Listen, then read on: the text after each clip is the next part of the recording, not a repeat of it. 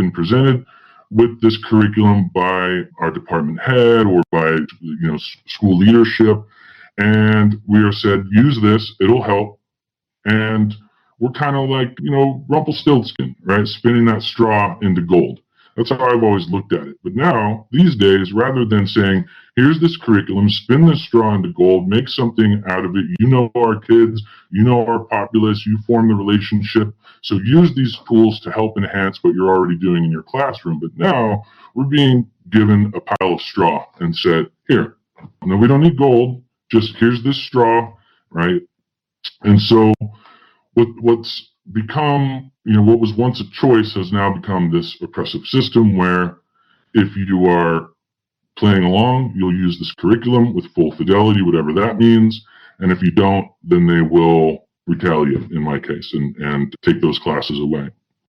And, I've kind of been in mourning the past couple of years because some of my happiest memories in my entire career have been with English learners, the relationships that we've formed, the stories that I've helped them tell. And now I don't get that in the way that I used to, because those kids are still in our classes. We still service them, but now they're in with everybody else, and their voices often get drowned out as they do. So in the case of our district, the change that occurred, because usually these curriculums are reactionary.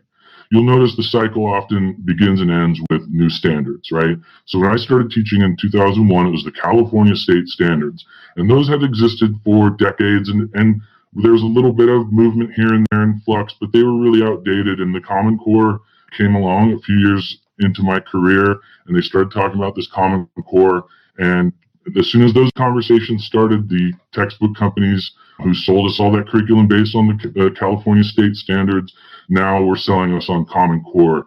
And again, that huckster came out and he's talking about how this is going to fix everything and it's going to fix your kids. And the difference now is they don't trust teachers who are the experts in the room to work with this curriculum or even better, come up with our own. There was a time in the past 10 years, when I started at my school 10 years ago, we had rigorous curriculum design teams. We had dedicated time during meetings. We had dedicated time during all staff meetings. We had pull-out days with subs, that were pulled for entire teams where we would sit all day long and talk about curriculum. What worked, what didn't work. I mean, we did what teachers are supposed to be doing, right?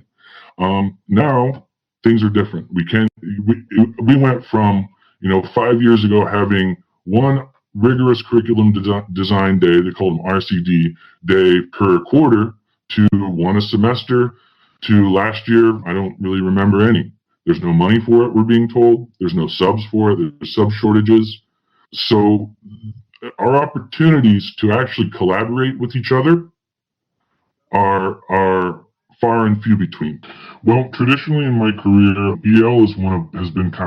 ELD has been one of those specialized fields where every place I've worked, it's almost like we've been a department within a department, right? So in my current department, there are 25 language arts instructors, and traditionally there's been 3 of us whose focus was on the ELD classes. So when I was hired there, I was hired as a teacher specifically who specialized in teaching English learners.